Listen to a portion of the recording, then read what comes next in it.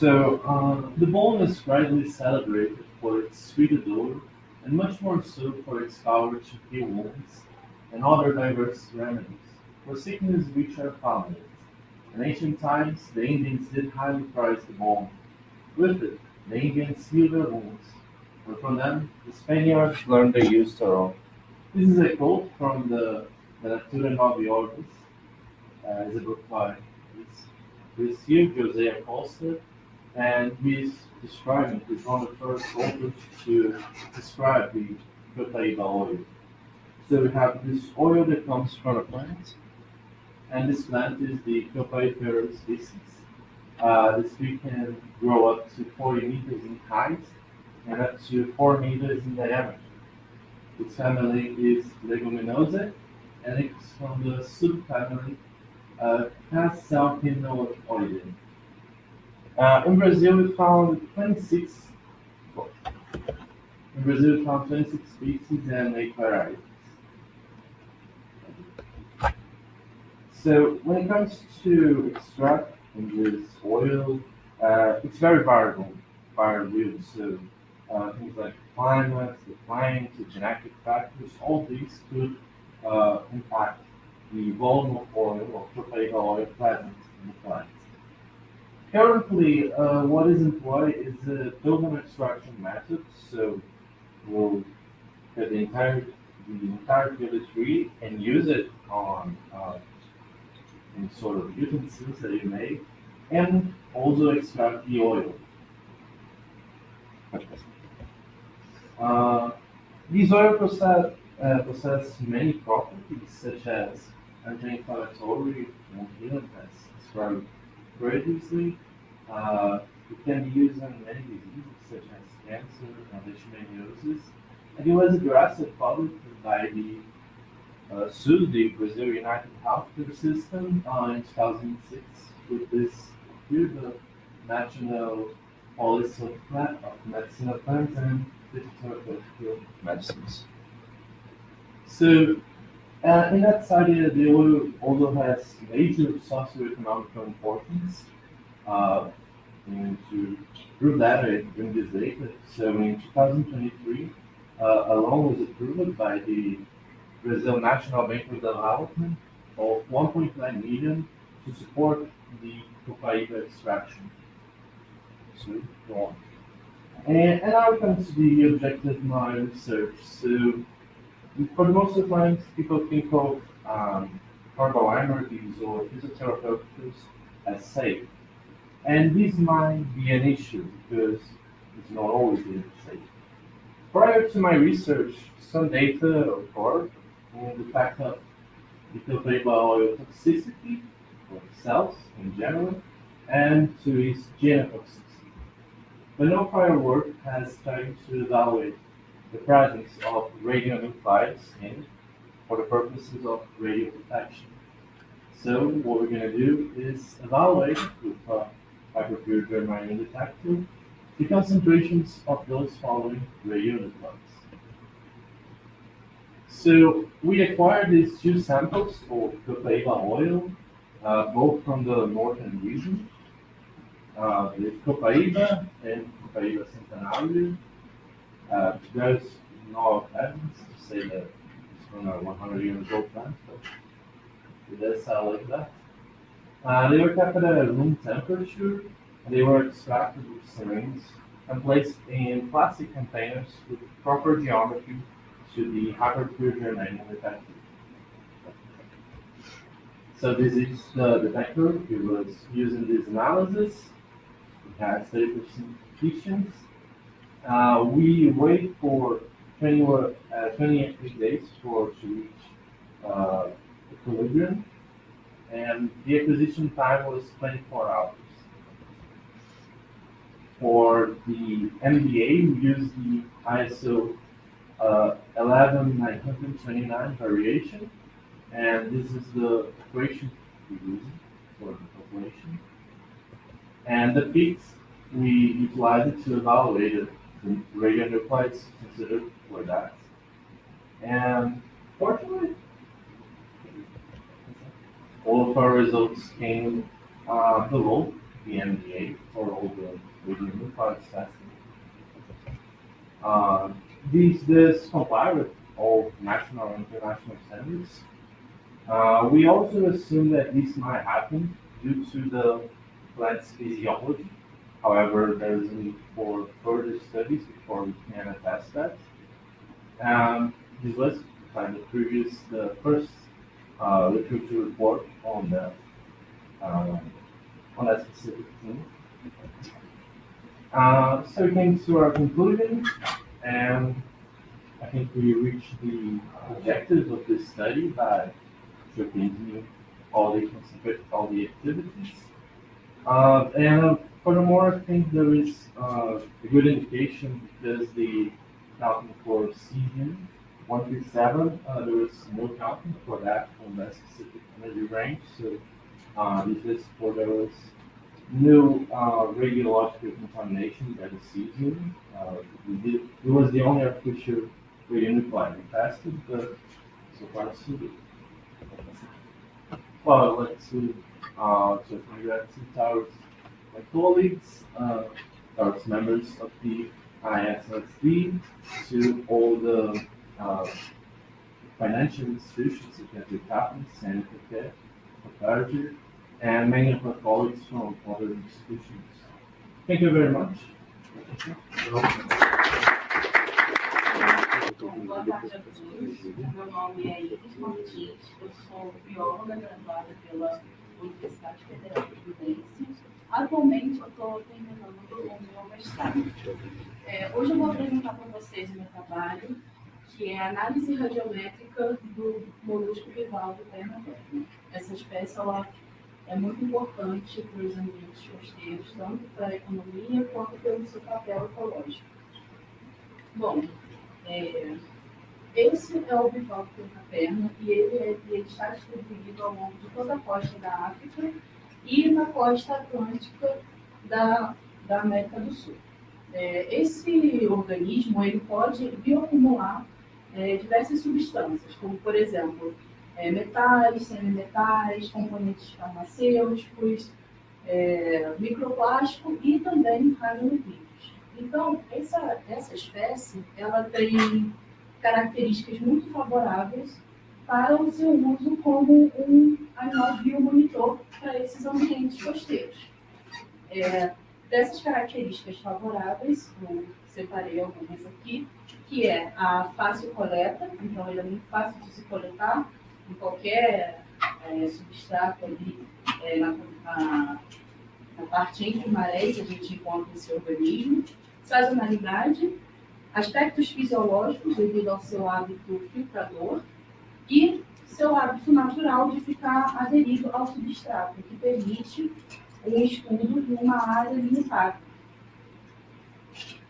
Bom, esses animais eles podem interagir com as substâncias exógenas de diferentes formas, como, por exemplo, a partir do processo de bioacumulação, que é quando esse animal ele consegue acumular substâncias no seu próprio corpo, e pelo processo de biomagnificação, que é o acúmulo dessa substância exógena no seu próprio corpo através dos níveis tróficos da cadeia alimentar. Por exemplo, um peixe pequeno com uma quantidade de mercúrio no seu corpo, quando ele é predado por um outro peixe maior, esse peixe maior tem a quantidade que esse peixe menor tinha e a quantidade que o peixe maior já tinha no seu corpo. Então, esse processo é o processo de biomagnificação. Aumenta-se o número a quantidade, a concentração de certas substâncias ao longo da cadeia trófica. E isso é uma coisa interessante porque esses mexilhões eles são consumidos pela população, principalmente nessas regiões costeiras. Então, o acúmulo de diferentes substâncias pode interferir na saúde humana.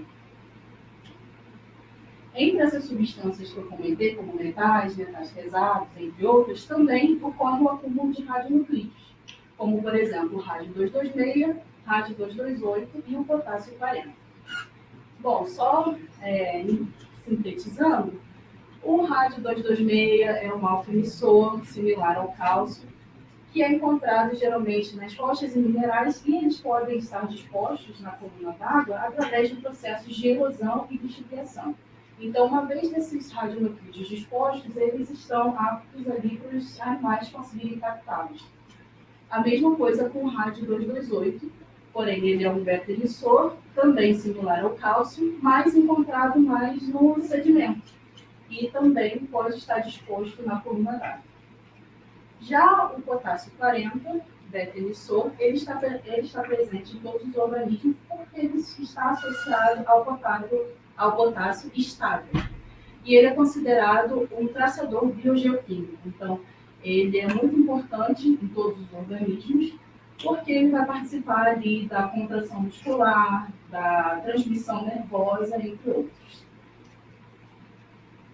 Bom, dito isso, devido às partículas alfa e beta serem diretamente ionizantes, existe uma preocupação quando essas partículas estão nesses animais que são consumidos por humanos. Logo, é importante fazer uma análise desse perfil radiométrico em organismos que são consumidos, como, por exemplo, o molusco perna-perna.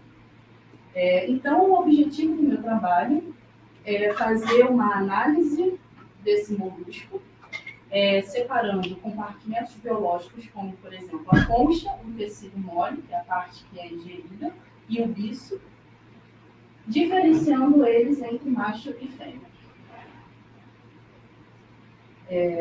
Aqui falando um pouco sobre a área de estudo e coleta, esses mexilhões foram coletados na Baía de Guanabara, especificamente no bairro de Jurujuba, um bairro de Niterói, no Rio de Janeiro.